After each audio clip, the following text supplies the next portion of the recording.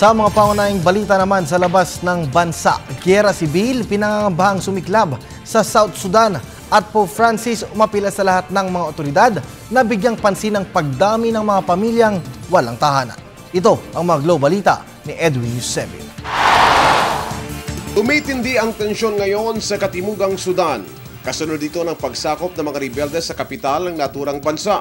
Inihayag ng UN o United Nations na sinubok nitong madaliin ang pagsusugupan ng mga peacekeeping forces habang inihimok naman ng mga banyagang bansa na itigil na ng magkabilang panig sa South Sudan ang bakbakan. Ito ay dahil higit pang nagiging masela ng kalagayan ngayon ng Africa.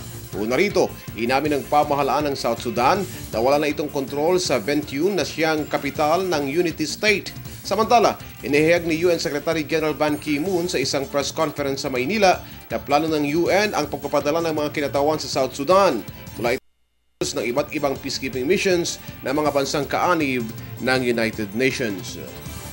Sa kanyang pamumuno sa huling Angelus Prayer bago magpasko, hiniling ni Pope Francis na isaisip ng mga tao ang mga kapwa na walang tahanan, higit lalo na sa panahong ito ng taglamig at pagsasaya ng marami.